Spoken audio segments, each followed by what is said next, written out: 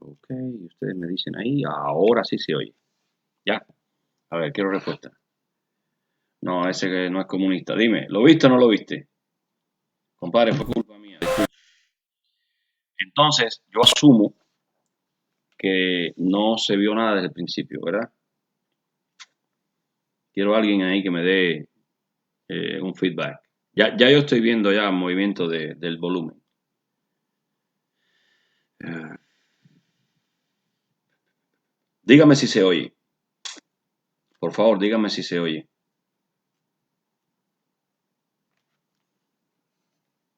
Aprovecho y tomamos un poco de agua. Ahora sí, espérate, miren. No les voy a decir lo que estaba leyendo, porque esa es la trampa, ¿no? Denme un segundo, déjenme tomar agua.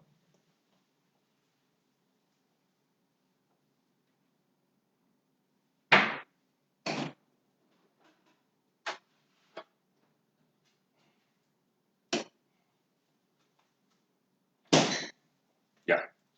La trampa es que a veces converso con mis amigos y les cuento cosas que me dicen, ¿y de dónde las sacas, no? Y bueno, el problema es que yo sé que es un poco pesado esto de estar leyendo y uno casi que pierde audiencia.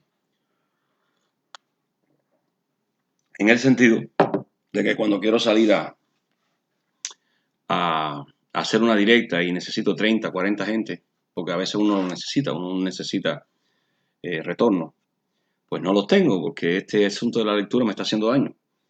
Pero es que tenemos que hacer la lectura. Tenemos que hacer la lectura. Ya, porque cuando yo les digo a ustedes que Batista usó a los comunistas a su favor y que Batista hizo esto, hizo aquello, ustedes me lo están creyendo ¿de dónde? O sea, bien, yo tengo aquí el libro de todos los gobiernos de la República y este fue Laredo Bru, ¿ya? Este es el señor Laredo Bru, que fue presidente nuestro. Fue presidente nuestro durante un periodo, a ver si lo logro enfocar acá con la cámara, del 36 al 40, ¿ya? Bien. De eso es lo que voy a leer.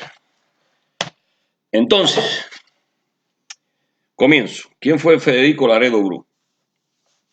Increíblemente es de la vieja guardia de los veteranos de la guerra del 95. Yo pensé que no quedaba, pero forma parte de la nueva república a pesar de que, bueno, no fue general. Federico Laredo Bru llegaba a la presidencia de la república en unos momentos que podían considerarse los más difíciles que había de enfrentar un civilista. La figura del jefe de ejército Fulgencio Batista se proyectaba ominosamente sobre toda la vida cubana, pues su control era absoluto sobre esta en el campamento de Columbia. Desde 1936 y con la ayuda de varios consejeros civiles, Batista había ido paulatinamente dominando todas las instituciones republicanas, unas veces mediante el Consejo Corporativo de Educación, Sanidad y Beneficencia, organismo que comprendía a la Corporación Nacional de Asistencia Pública. Y por aquí cita toda una cantidad de organizaciones que Batista dominaba en Cuba, ya que no se las voy a leer, es asa, y ni yo sé cuáles eran, ya no existen. Batista intentó poner en vigor un proyecto socioeconómico lucubrado por Oscar Zayas y José Ignacio Rivero, que vino a conocerse como el Plan Trienal, que suponía, entre otras cosas, el control de las industrias azucareras y tabacaleras, la implantación de un nuevo sistema monetario, un plan forestal hidrográfico, reformas fiscales, reparto de tierras, algo que no prosperó por ser acogido calurosamente por el comunismo. Sus propugnadores desistieron de llevarlo a cabo, so pena de servir de instrumento a aquel que, como veremos, había sido favorecido convenientemente por Batista, para que le sirviese como tropa de choque frente a sus enemigos, los auténticos. O sea, la alianza de Batista con los comunistas, como van a ver más adelante, más explicado, es para enfrentarse a los auténticos. Batista siempre estuvo enfrentado a los auténticos. Un esbozo biográfico. Laredo Bru nació en Remedios, Las Villas, el 23 de abril de 1875 y recién graduado de abogado se había lanzado a la manigua y en ella ganado honrosamente el grado de coronel del Ejército Libertador. En los albores de la República fue secretario de Audiencia de Santa Clara y luego su presidente en 1907. En 1911, después de haber sido fiscal de la Audiencia Habanera del Tribunal Supremo, fue designado por José Miguel, el presidente, como secretario de Gobernación.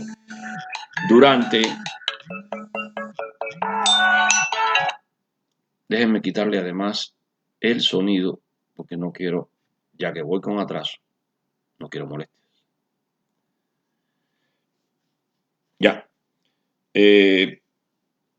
Fiscal de audiencia como secretario de Gobernación. Durante el régimen sayista, o sea, del presidente Saya, Alfredo Saya, tomó para sí la representación beligerante de los veteranos y patriotas, alzándose en armas en breve revuelta que culminaría en el Pacto de San Blas. Fue nuevamente secretario de Gobernación durante el efímero gobierno de Carlos Manuel de Céspedes. Recuerda, después de Machado, Céspedes gobierna del 12 de agosto al 5 de septiembre, por ahí, en representación de Unión Nacionalista, de la cual había sido uno de sus fundadores.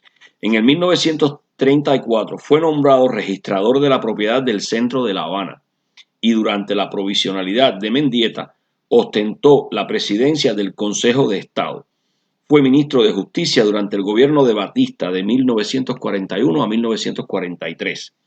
Laredo Bru se dispuso a aceptar la superioridad dictatorial de Batista, pero asimismo decidió poner límites a la hegemonía de éste, calculando bien que no convenía en forma alguna al jefe de ejército repetir con él la artimaña usada contra Miguel Mariano Gómez Arias.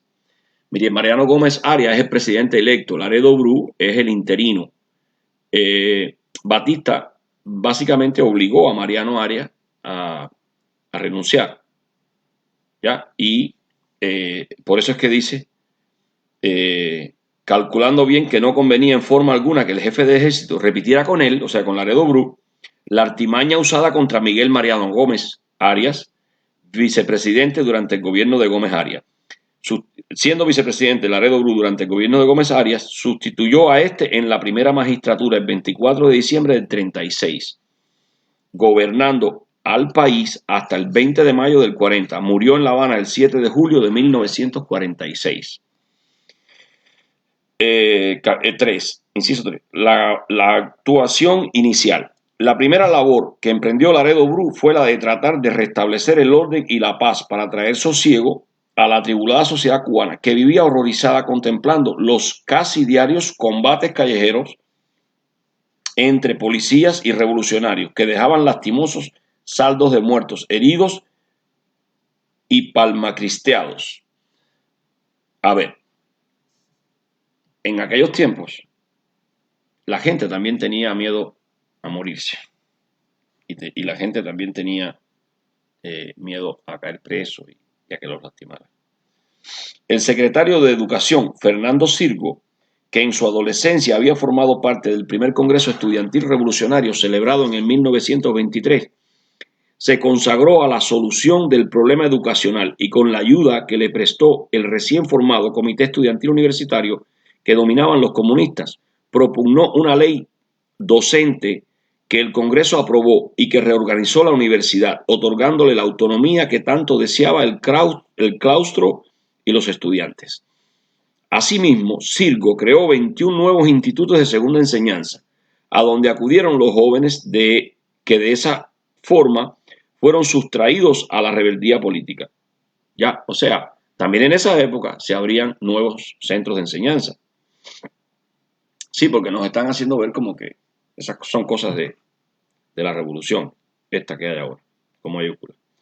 Acompasadamente, Laredo firmó una amnistía en las Pascuas de 1937 que abrió las puertas de la cárcel a los acusados del machadismo, guiterismo, huelgas, sabotajes y toda clase de delitos considerados como de carácter político.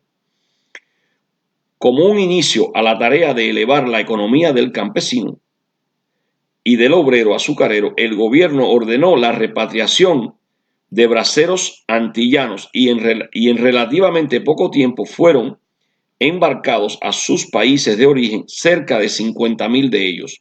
Pero a pesar de los esfuerzos pacificadores de Laredo, de cuando en cuando la prensa se hacía eco de actos de violencia perpetrados por la fuerza pública. Uno de los sonados de estos fue el incidente entre miembros del ejército y el representante Antonio Bravo Acosta, porque éste había presentado una proposición de ley que aquel consideró irritante y del cual protestó enérgicamente ante la Cámara. Aquí viene ahora Cueva de los Camarones, que ahí fue donde me di cuenta que no se escuchaba. Ahora no hay imagen. ¿Cómo que no hay imagen?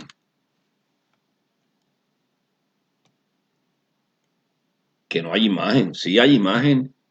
Liliana, no me asusten. Yo me estoy mirando yo mismo. Bueno, yo creo que sí hay imagen. Además dice, fulano lo está viendo. Si lo está viendo, ¿por qué hay imagen? Bueno, alguien deme un feedback. ¿Hay imagen o no hay imagen? Una de las 6 personas que están ahí. Porque yo veo imagen. Vamos, antes de empezar a leer la cueva de los camarones. ¿Me ven o no me ven?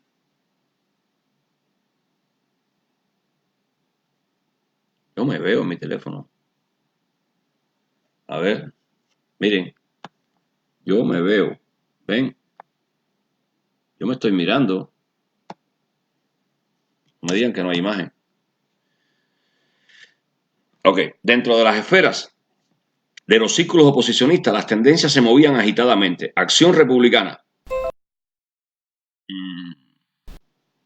Ok, perfecto. Gracias Oscar. Gracias Michelle. Bien, dentro de las esferas de los círculos oposicionistas, las tendencias se movían agitadamente. Acción Republicana, el partido de Miguel Mariano, había pasado a la oposición y había hecho causa con Menocal, el cual había abandonado el Conjunto Nacional Democrático e ido a la fundación del Demócrata Republicano. Ambos habían publicado un manifiesto oponiéndose a un proyecto de código electoral que la Cámara en definitiva aprobó.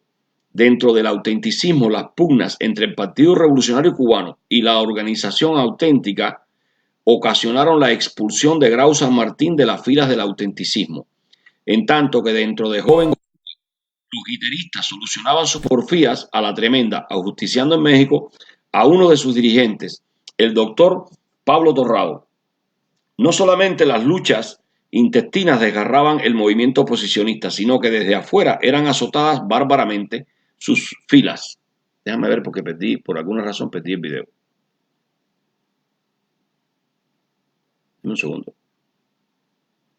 Yo sé que ahora me está llamando alguien.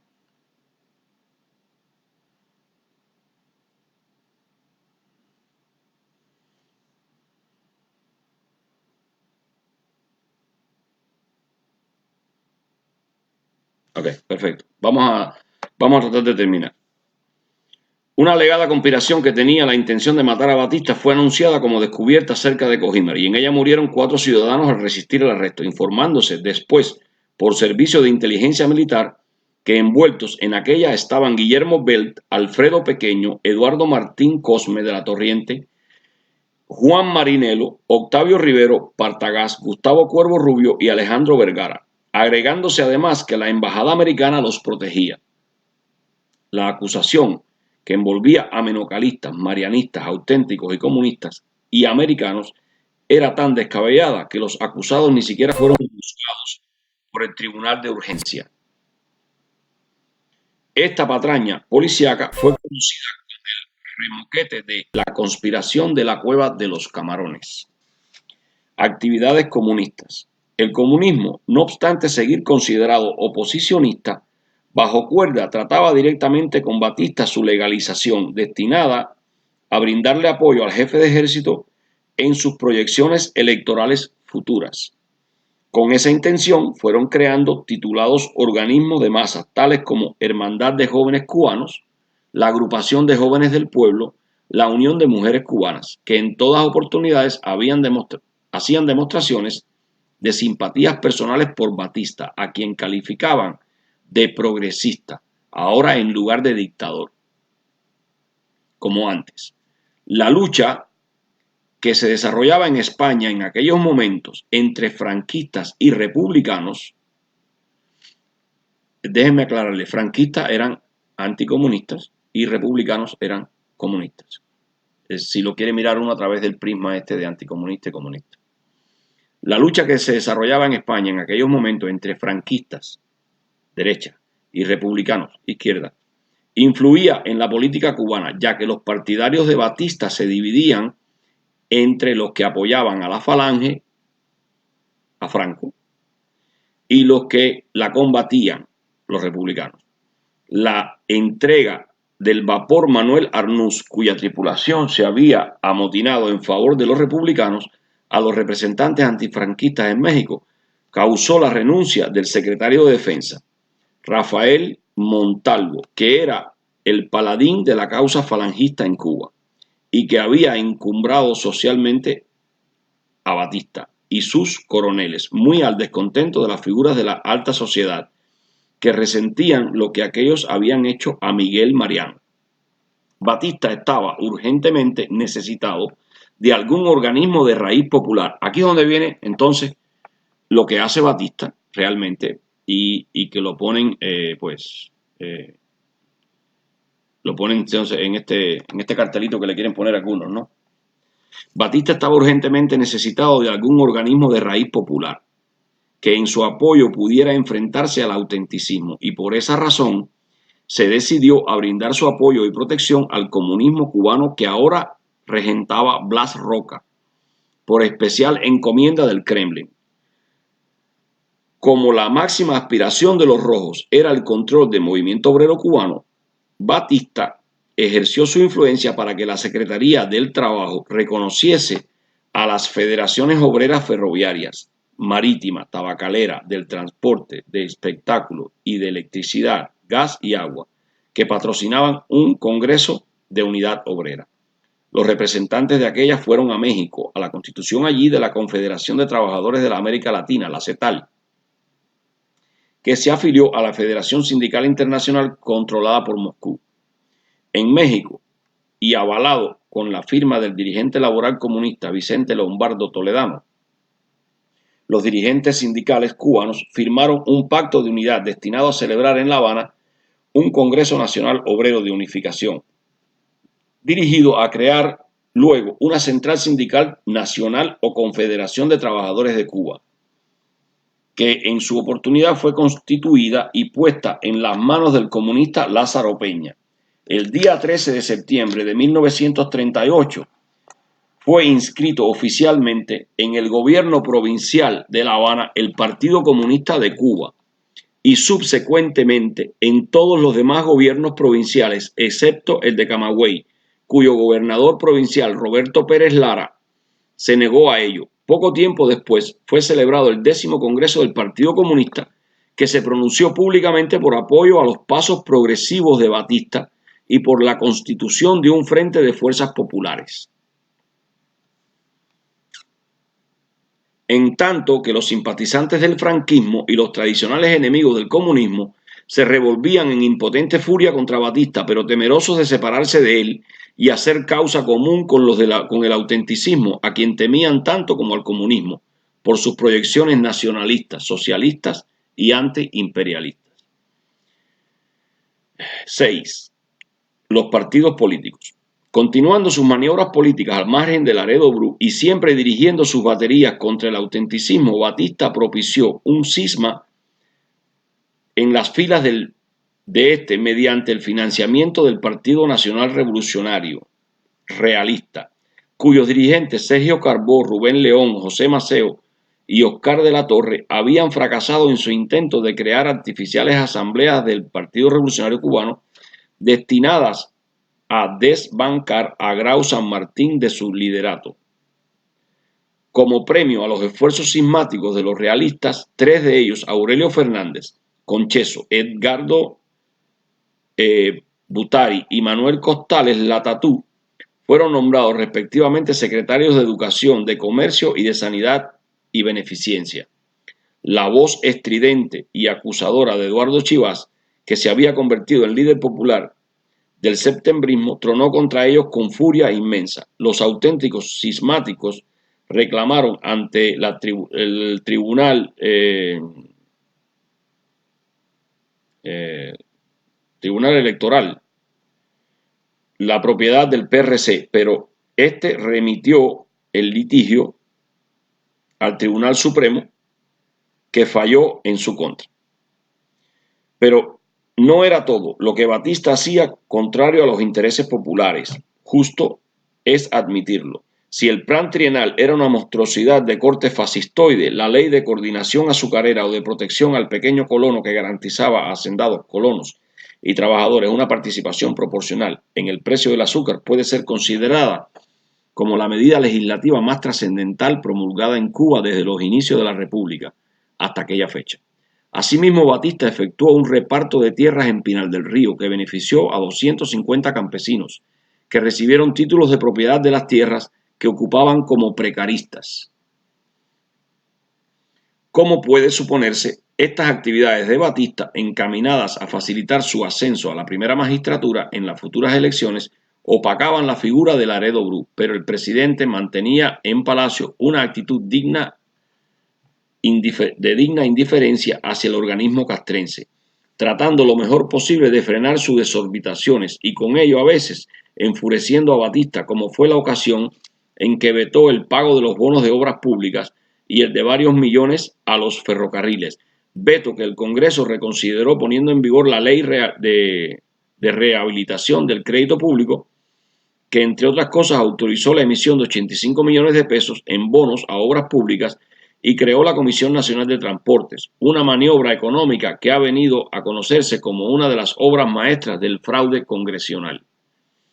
Imitando a Machado, Batista inició una campaña de idolatría popular a su favor, una de cuyas fases fue un viaje a Estados Unidos como invitado del ejército de este país, que se interpretó en Cuba por sus aduladores como destinado a lograr para Cuba un empréstito de modificación del Tratado de Reciprocidad y una reducción de las tarifas arancelarias. A tanto llegó la propaganda interesada en favorecer a Batista que se le presentó como el mensajero de la prosperidad y a su regreso tuvo un recibimiento apoteósico al cual concurrieron cerca de 100.000 cubanos movilizados por el comunismo y por sus enemigos derechistas de la Unión Nacional y Económica de Cuba, que presidía el azucarero senador José Manuel Casanova y que comprendía en ella representantes de la banca, la sociedad regionales, los centros detallistas y de la propiedad y de la asociación de industriales. el mayor de los desfiles militares habido en Cuba, se ofreció en su homenaje, al tiempo que el Ayuntamiento de La Habana lo declaraba hijo adoptivo y lo calificaba de embajador de la nacionalidad cubana. A este viaje siguió otro a México, invitado por el gobierno de Lázaro Cárdenas, repitiéndose a su vuelta el mismo espectáculo anterior, pero esta vez organizado mayormente por los comunistas, que ya abiertamente lo consideraban su futuro candidato. Miguel Mariano, saliendo de la oscuridad de su aislamiento, denunció a Batista como culpable de la crisis cubana, abogando seguidamente por el retorno del poder civil. En esa misma época y a plena luz pública tuvo efecto en Santa Clara la tercera Asamblea Nacional del Partido Comunista, con la asistencia como invitados de los secretarios de los partidos comunistas de México y Estados Unidos, y la cual se pronunció por el apoyo irrestricto a Batista. Por su parte, los revolucionarios septembristas se unificaron dentro del Partido Revolucionario Cubano, mayormente debido a las gestiones unitarias de Chivas. Ellos fueron la organización auténtica, la izquierda revolucionaria, la joven Cuba y los revolucionarios independientes. Grau regresó a Cuba y su recibimiento tuvo caracteres multitudinarios, habiéndose echado al olvido su anterior expulsión. El autenticismo comenzó su campaña política popular con un mitin en el Parque Central de La Habana en homenaje a Guiteras, en el cual Chivas exaltó a este y detractó a sus ejecutores. Un artículo de Chivas en Bohemia, en el que acusaba de traidor a Blas Roca, dio lugar a una querella de este contra aquel y provocó un debate público entre auténticos y comunistas en la Sociedad de Torcedores, en el cual Chivas y Carlos Prío derratizaron a sus enemigos, descubriendo sus nexos con la internacionalidad comunista y además citando todas las ocasiones en que habían insultado a Batista y en las que lo habían ensalzado después. La personalidad de Laredo Bru comenzó a engrandecerse.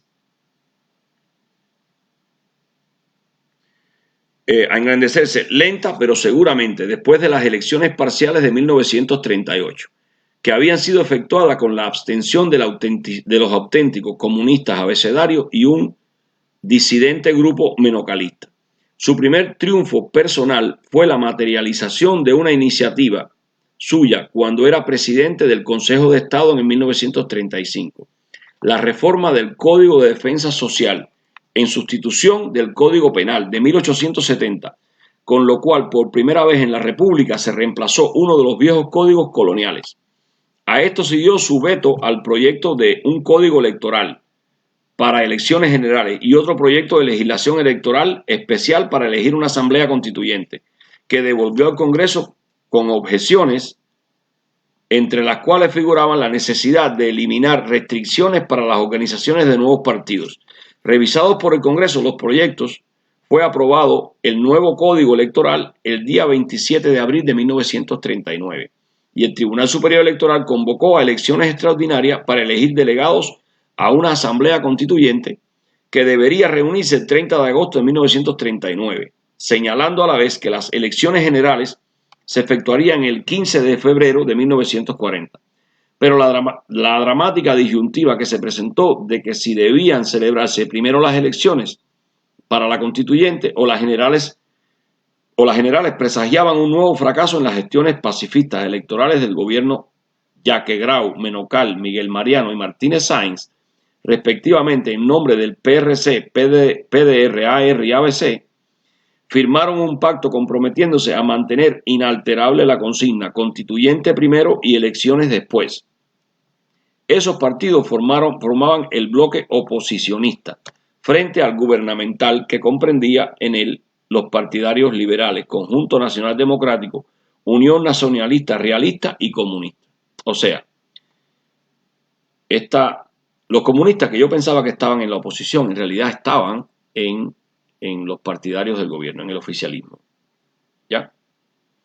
Laredo propició una entrevista entre Grau y Batista en la finca Párraga, en la cual se acordó entre estos convocar primero a las elecciones constituyentes y luego a las generales. Las elecciones se celebraron sin problemas mayores, ganando la oposición 45 delegados, que correspondieron 18 al Partido Revolucionario, 17 al Demócrata Republicano, 6 a Acción Republicana y 4 al ABC. Por su parte, los gubernamentales obtuvieron 36 delegados repartidos en la forma siguiente: 17 del Liberal, 9 de Unión Nacionalista, 6 a Unión Revolucionaria Comunista y 3 al Conjunto Nacional Democrático y 1 al Partido Nacional Revolucionario Realista. La víspera de las elecciones, Chivas se dio un tiro acedal en el vientre con fines propagandísticos, pidiendo a los médicos que lo curaban que proclamasen que él moría por la revolución y que pedía a todos que votasen por Grau San Martín. Mientras que esperaba el inicio de la constituyente, Laredo firmó la ley modificando la ley de retiro de las Fuerzas Armadas que permitía a Batista pasar a la condición de retiro y figurar como aspirante a la presidencia, aspirante presidencial. Batista entregó el mando en Ciudad Militar a José Eleuterio Pedraza, y con aquel pasaron a retiro su ayudante Jaime Mariné y otros oficiales. Manuel López Migoya ocupó el cargo de inspector general del ejército que vacaba Pedraza, y el suyo de ayudante general pasó a ocuparlo Ignacio Galíndez, ambos con el grado de coronel. La jefatura de la Policía Nacional la entregó Pedraza a su hombre de confianza, el teniente coronel Bernardo García. El 10 de diciembre, en un acto masivo en el Teatro Nacional, fue proclamada la candidatura presidencial de Batista por los partidos gubernamentales fundidos en Coalición Socialista Democrática. Cuando todo indicaba que el proceso electoral llevaba un rumbo normal, las cosas volvieron a enredarse, puesto que los gobiernistas se mostraron favorables a celebrar las elecciones generales en la fecha señalada, aunque ello chocara con la celebración de la constituyente. Y la oposición solicitó el aplazamiento de los comicios, idea que el senador Justo Luis Pozo colorizó en la Cámara Alta. Batista, ahora en actitud de alta política, invitó a los jefes oposicionistas a una reunión cordial para dilucidar estos aspectos en disputa, en tanto que el presidente Laredo se mostraba partidario de la posposición electoral. La comisión rechazó la intención apaciguadora de Batista, mientras la oposición celebraba mítines en los que amenazaba con ir al retraimiento. Laredo volvió a poner en práctica sus buenos oficios y de nuevo a la finca Párraga fueron los jefes de los partidos de gobierno y oposición a ventilar diplomáticamente sus diferencias, acordándose el nombramiento de una comisión técnica integrada por un delegado de cada partido para tratar sobre el aplazamiento de las elecciones y la permanencia del presidente en su cargo si se vencía su plazo antes de los comicios presidenciales. La comisión, formada por Gustavo Gutiérrez del Partido Liberal, Jesús Portocarrero por CND, Antonio Berruf Mendieta por Unión Nacional, Aurelio Fernández Concheso por PNR y Juan Marinelo por la URC, representando al gobierno, y Manuel Fernández Superviel por el PDR, Carlos Márquez Sterling por el AR, Miguel Suárez Fernández por el PRC y Emeterio Santovenia por el ABC. Bueno, todos estos letreros se los estoy leyendo y es que eran muchos partidos, eran como 10 o 11. Representando a la oposición, aprobó acuerdos que fueron luego ratificados por los jefes de partidos y los cuales comprendían, entre otros, los de celebrar las elecciones generales después de firmada la nueva Constitución y la Constitución de Laredo y la continuación de Laredo en la presidencia junto con la mitad del Congreso hasta que tomase posesión el elegido. Todos los líderes de la oposición y el gobierno declararon su satisfacción por los acuerdos que evitaban la posibilidad de una guerra civil y dieron entero crédito a Laredo Bru por el triunfo de la gestión conciliadora. El día 9 de febrero de 1940, solemnemente inauguró el presidente Laredo la Convención Constituyente, con discurso patriótico. La presidencia de la mesa provisional de la Convención la ocupó Antonio Bravo Correoso, superviviente de la Constituyente de 1901. El 14 de febrero fue electa la mesa definitiva de la Asamblea, ocupando su presidencia Ramón Grau San Martín, del Partido Revolucionario Cubano. las dos vicepresidencias, Joaquín Martínez Sáenz del ABC y Simeón Portuondo del Partido Liberal. La Asamblea declaró limpias las actas de los 72 delegados y procedió a rechazar la renuncia presentada por Oreste Ferrara, que había sido motivada por una intensa campaña de prensa desatada contra él por haber hecho alardes de machadismo, pero aceptó las de Menocal y Miguel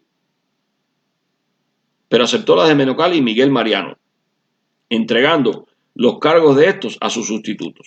Unos días después, Ferrara fue víctima de un atentado personal que la convención repudió unánimemente. La asamblea se dividió en secciones de trabajo que fueron Organización Nacional, Extranjería y Ciudadanía, Derechos Individuales, Garantías Constitucionales, Familia y Cultura, Trabajo y Régimen de Propiedad, Sufragio y Oficios Públicos, Organización del Estado, Asuntos Económicos y de Hacienda.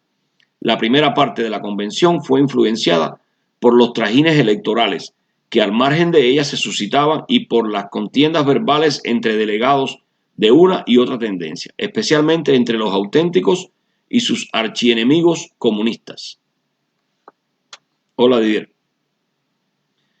De las dos influencias señaladas, la más espectacular fue el acuerdo habido entre Menocal y Batista, que permitió que el primero, con sus fuerzas, se pasara de la oposición al gobierno, en una maniobra que socavó el control mayorista oposicionista de la Asamblea y que en definitiva hizo a Grau San Martín y a Martínez Sáenz presentar las renuncias de sus cargos, siendo sustituidos el primero por Carlos Márquez Sterling y el segundo por Jorge Manach.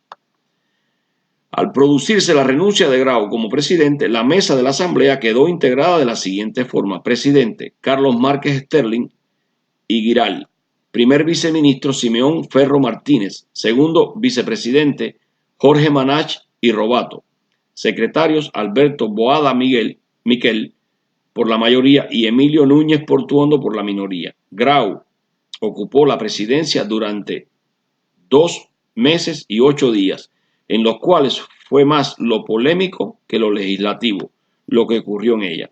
Únicamente gracias a la titánica labor de Carlos Márquez Sterling y sus colegas pudo llegar a su final la constituyente, pues en solo 17 días que quedaban del plazo fijado a sus labores se aprobaron 236 faltantes artículos y numerosas disposiciones transitorias.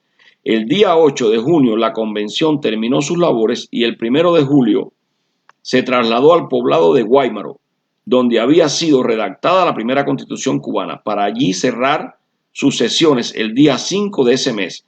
Fue promulgada en un acto en la escalinata del Capitolio, siendo publicada en la Gaceta Oficial el día 8, para que comenzara a regir el 10 de octubre de 1940.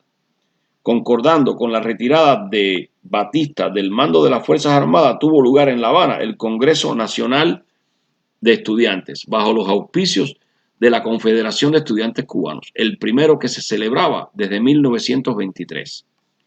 El estudiantado superior se encontraba en aquellos precisos momentos conmovido profundamente por las luchas entre comunistas y auténticos y por la penetración en él de un grupo estudiantil mafioso que se denominó a sí mismo el Bonche. El Bonche fue un grupo, una parte del movimiento del directorio estudiantil universitario, y Fidel le hicieron bullying a Fidel, o sea, Fidel les tenía miedo a esa gente, por eso se mete en una sociedad ahí socialista, para que lo defendieran de la gente del Bonche. Ya, déjenme volverles a leer. El estudiantado superior se encontraba en aquellos precisos momentos conmovido profundamente por las luchas entre comunistas y auténticos y por la penetración en él de un grupo estudiantil mafioso que se denominó a sí mismo el Bonche. El Congreso Nacional de Estudiantes fue, como es de suponerse, matizado de sentimientos antibatistianos, anticomunistas y antibonchistas. Y en sus resoluciones se pronunció contra el fascismo, el comunismo, la discriminación racial, el imperialismo económico norteamericano y se solidarizó con la lucha que sostenía Finlandia contra Rusia y con la de los estudiantes checoslovaquios contra las hordas hitleristas. El comunismo organizó frente al Congreso Estudiantil una convención juvenil constituyente que no tuvo otro éxito o propósito que apoyar la candidatura presidencial de Batista y defender a Rusia en relación a la agresión de esta a Finlandia. El pacto Menocal-Batista produjo para el partido del primero la obtención de la vicepresidencia de la República, la alcaldía de La Habana, los gobiernos provinciales de las villas Camagüey y Oriente y 12 actas senatoriales. Pero a pesar de estas ganancias que el bloc oposicionista no quiso otorgarle, se produjo en sus filas la retirada de sus líderes Miguel Coyula, Manuel F. Supervielle y Raúl de Cárdenas y Guillermo Bell, descontentos con lo que calificaron alevosa conducta política del viejo caudillo conservador. Pero en líneas generales, a pesar de la multiplicidad de partidos que la componía, la coalición socialista democrática solo tuvo problemas en las villas, donde un grupo del liberal se declaró independiente y pactó con los auténticos. Contrariamente al bloc oposicionista, fue presa de disensiones hasta el punto que Grau y Miguel Mariano renunciaron a sus postulaciones de presidente y alcalde de La Habana, no retirándolas hasta que sus parciales masivamente prometieron disciplinarse. Pero en definitiva, no pudieron articular un frente sólido contra el CSD, puesto que el autenticismo se negó a llevar al vicepresidente con Grau y Martínez Sáenz del ABC y lo sustituyeron con el poco conocido Carlos G. de la Cruz. Por su parte, los abecedarios rompieron el pacto villareño con el PRC, que a su vez aceptaron ellos y los marianistas en Pinar del Río, llevar en sus boletas a los candidatos congresionales auténticos, que no habían podido hacerlo en las suyas debido a las pugnas internas que los impidieron. A todos los observadores se les hizo fácil ver que el bloc oposicionista no poseía la cohesión interna, puesto que en aquel Grau, Miguel y Mariano, que la coalición socialdemócrata. La cohesión interna de la coalición socialdemócrata, puesto que en aquel Grau, Miguel, Mariano y Martínez Sáenz no contaban con la autoridad que sobre ésta ejercía Menocal y Batista. Y esto, a la hora de las elecciones, pesaría mucho en el ánimo de los electores. Esto sin contar la esperada por todos parcialización de las Fuerzas Armadas en favor de su ex jefe. La Constitución de 1940 era un texto detallado, extenso, futurista y un modelo en su clase para Hispanoamérica. En su preámbulo se invocaba el favor de Dios y estipulaba que solo la bandera nacional ondearía en los edificios públicos y que el himno de Pedro Figueredo sería el único que se ejecutase en las dependencias oficiales. Declaraba ilegal y punible toda clase de discriminación, garantizaba la libertad de cultos, equiparaba a los hijos naturales con los legítimos, creaba la carrera administrativa y el tribunal de oficios públicos, autorizaba a las escuelas privadas el derecho de impartir la enseñanza que deseasen, así como la creación de universidades oficiales y privadas y centros de altos estudios. Declaraba no obligatoria la sindicalización de los trabajadores, determinando que los dirigentes sindicales debían ser nativos. Establecía el régimen semiparlamentario y que ningún ministerio podía tener un presupuesto mayor al Ministerio de Educación. Permitía que solo la mitad de los ministros pudieran ser congresistas. Especificaba que el presidente que cesase no podía ser reelecto en 8 años y que su sustitución sería en sucesión por el vicepresidente, el presidente del Congreso y el magistrado más antiguo del Tribunal Supremo. Muchas otras disposiciones de trascendencia se contemplaban y cuya relación sería extensísima, pero la más espectacular era que otorgaba el derecho ciudadano a la revolución armada cuando fuese violada por un desgobernante. Aquí voy a parar. Entonces, espero que esto explique un poco este rum rum de que Batista era comunista, cosa bastante rara, ¿no? Decir que Batista era comunista. Batista creó el BRAC, Buró de Represión Anticomunista, ¿ya? Y en realidad él legaliza el Partido Comunista cuando regresa de Estados Unidos.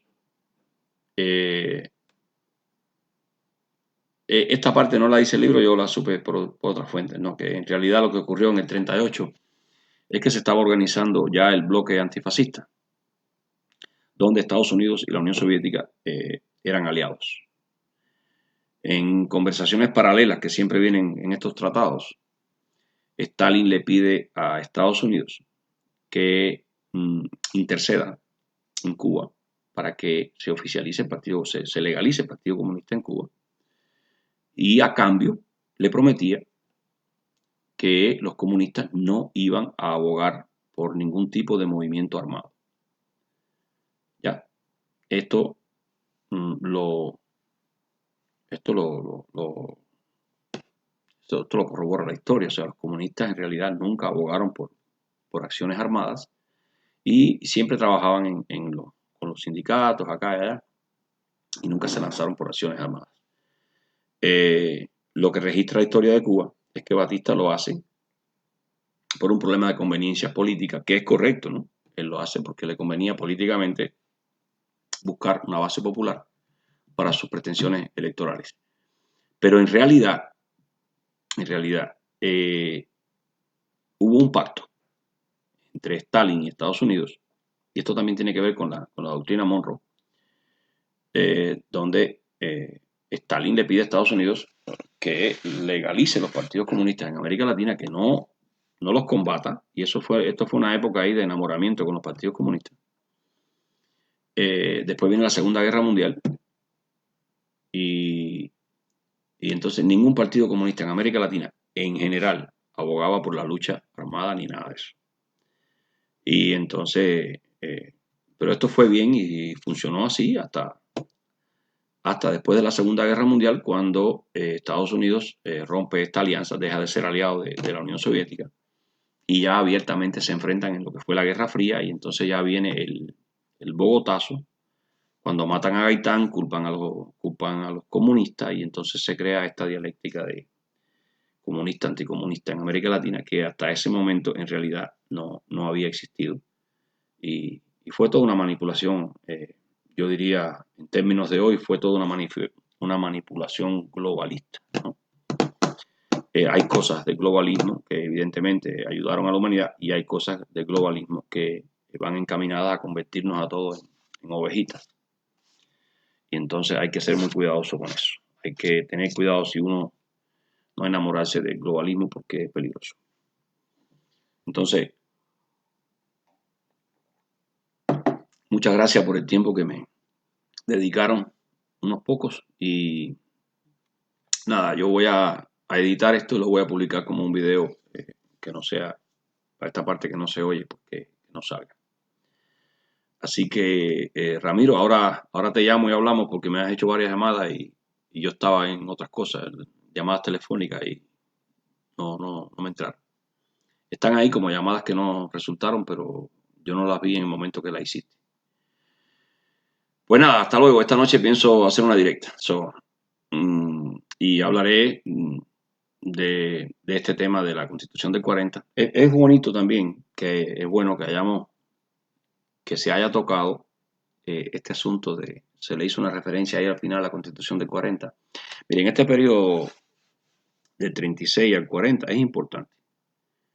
Es importante porque ahí es donde uno logra determinar la razón por la que se hizo una constitución como la que se hizo.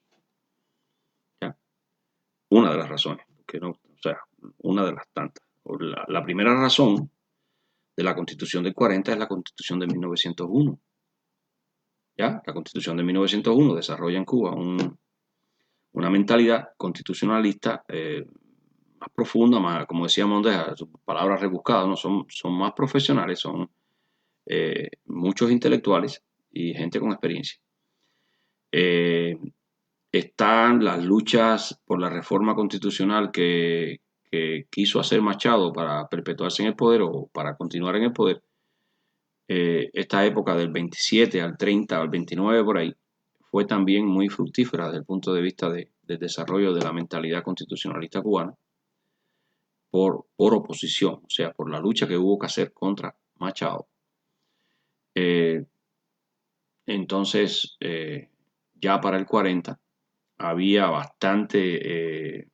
bastante parque, había bastante cantidad de problemas almacenados, situaciones que había atravesado el país, suficientes de violaciones de leyes, de injusticias y demás, que llevaron a que se hiciera una constitución bastante completa. Se hizo en un país donde no existía una derecha tal como la conocemos en Estados Unidos. Era casi todos estos partidos que mencioné ahí eran partidos mayormente de centro, izquierda o izquierda, ¿no? Pero también entiéndase que es una época en que era una izquierda soñadora, era una izquierda, se diría como que nace a partir de sentimientos nacionalistas, humanistas y cosas así, que es la primera mitad del siglo pasado. La época pre-bomba nuclear, o sea, antes de que se lanzara la bomba nuclear, antes de la Segunda Guerra Mundial, la mentalidad era un poco más, yo diría, inocente, eran más honestos, eran más humanos, ¿no? Y no habíamos pasado todavía esta época de desastre que significó la Segunda Guerra Mundial y todos estos sucesos posteriores. Así que bueno, yo voy a tratar de editar un poco esta directa para esa parte que no se oye, quitarla. Y pues ahí nos vemos luego a la noche. Vengo con una directa que no va a tener lectura. Las lecturas quiero hacerlas en videos que no sean en directo y después hacer una especie de biblioteca en la página donde uno puede ir y ver los videos de las distintas lecturas, no sé. Si acaso algo importante, pues vengo y lo hago, no en directa, pero algo que venga a tono. Pero Batista es huérfano, crece huérfano, se va a trabajar temprano de retranquero, después se mete en el ejército porque era algo que daba dinero. Y en el ejército, él, inteligente al fin, un tipo pillo al fin, se mete a taquígrafo y termina pues en la posición de taquígrafo en estos juicios que hacía el ejército a los manifestantes de los años 30 contra Machado. Y entonces resulta en una posición privilegiada porque tenía muchísima información.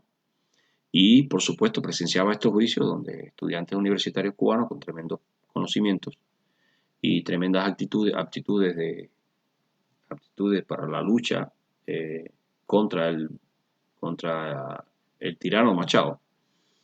Él presencia todo esto, es influenciado por todo esto.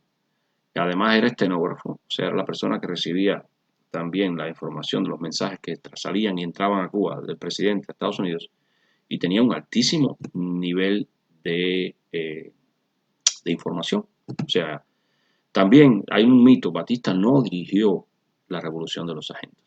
Eran 8 sargentos, aparte de las personas del directorio revolucionario y otras organizaciones que estaban envueltas.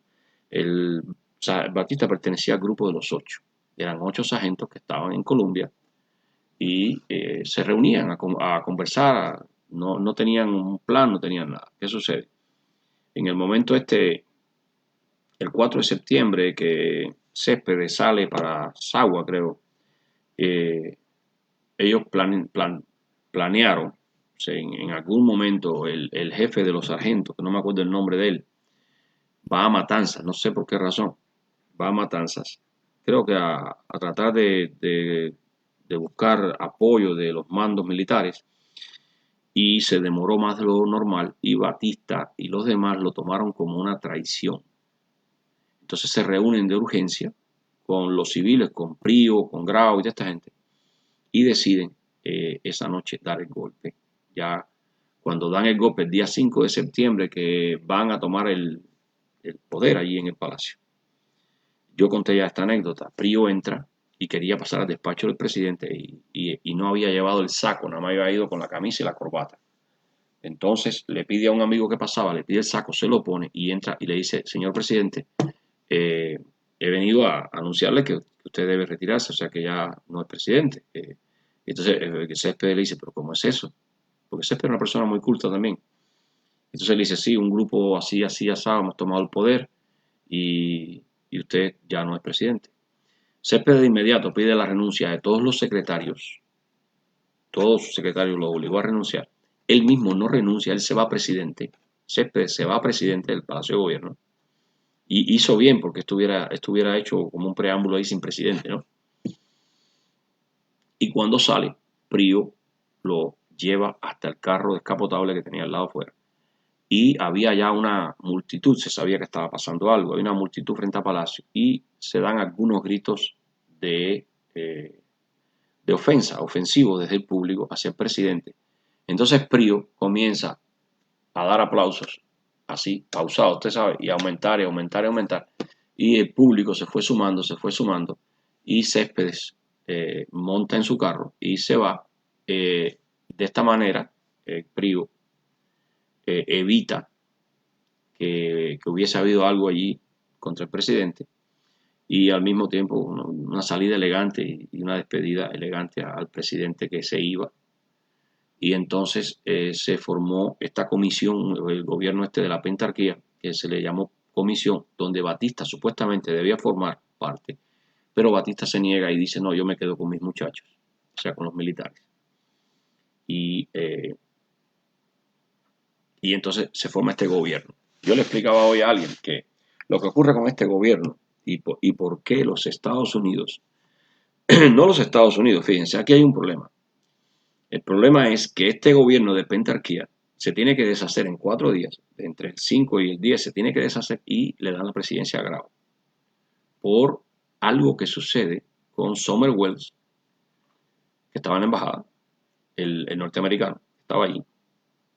Algo que sucede con Wells, interesante.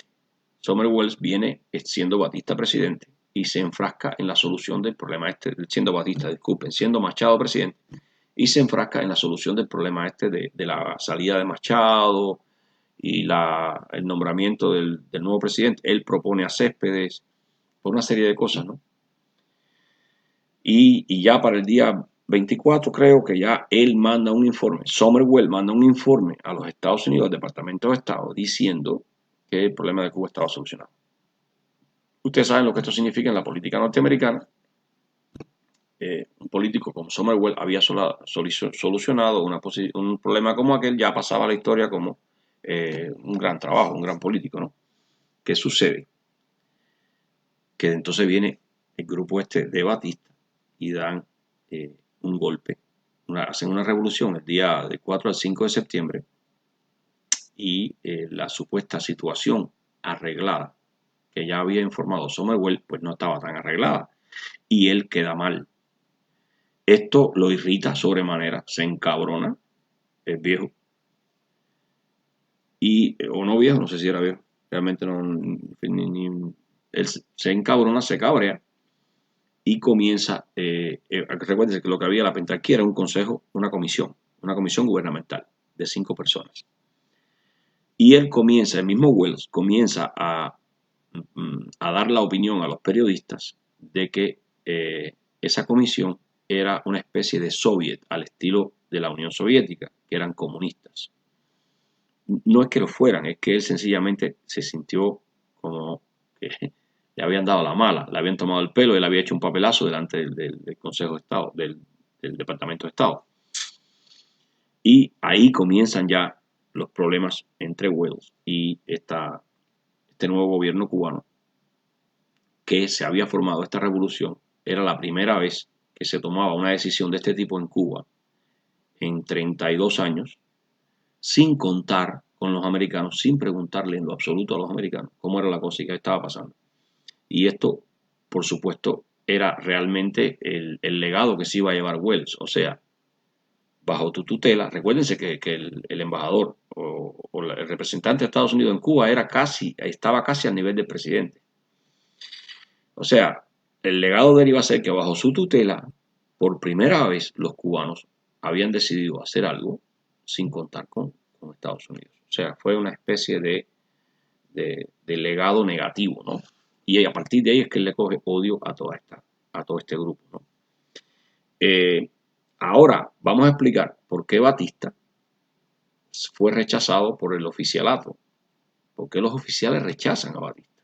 Bien, sucede que en el corto gobierno de Céspedes se sancionan, se retiran, se desmovilizan, se enjuician a muchos altos oficiales del ejército que habían cometido abusos durante el Machadato. Pues fue tanto que hubo que llamar de la reserva a viejos oficiales. Entonces vienen oficiales del gobierno de Zayas. ¿Ah? Y estos oficiales del gobierno, oficiales que habían sido retirados en el gobierno de Zayas. ¿Por qué fueron retirados la mayoría? Porque renunciaron o pidieron el retiro en protesta cuando Zayas iguala a los cadetes con los sargentos y los cabos. Fue una ley que sacó el presidente Zayas, porque en Cuba la carrera militar se hacía también en base a tu estatus social. Para tú ascender en el oficialato tenías que pasar la escuela de cadetes, ¿ya? Y si tú eras pobre del pueblo, tú entrabas de cabo o de sargento y eso es lo que ibas a hacer toda tu vida, un soldado, cabo o un sargento. ¿Qué sucede? Zayas saca esta ley que igualaba en cuanto a derecho a ascender en el oficialato a los cabos y sargentos, los igualaba a los cadetes. Esto provoca descontento en el alto mando ya por el 20 y pico, entre el 21 y el 24, y estas personas renuncian, piden la baja y se retiran. Cuando Céspedes tiene que hacer una limpieza en el ejército en el 33, él llama a estas personas. Y estas son las personas que están en el poder del ejército, al mando del ejército, cuando Batista hace la revolución de los sargentos. O sea, eran personas que odiaban a Batista, odiaban a los sargentos, se consideraban ellos en otro estatus, en otro estrato, y por lo tanto se van y se hospedan en el Hotel Nacional, donde también estaba el embajador norteamericano, que cuando ve aquello se retira hacia la embajada, se va de allí, y de pronto se empezaron a ir hasta los empleados de la cocina y eso del hotel dejaron de ir porque se parecía que todo estaba peligroso, no estaba muy peligroso.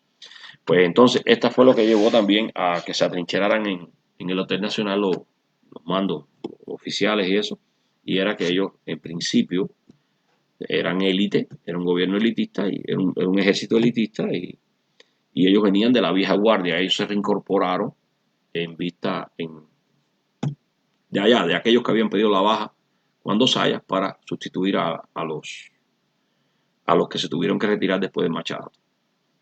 Entonces, pues Batista, este gobierno de 4 días o 5 días, se disuelve y se pone a Grau de presidente debido a los ataques del embajador norteamericano que los tildaba de comunistas. En realidad no lo eran, simplemente eran un consejo, ¿ya? Y el consejo era el estilo de gobierno de Rusia, de la Unión Soviética en aquel momento.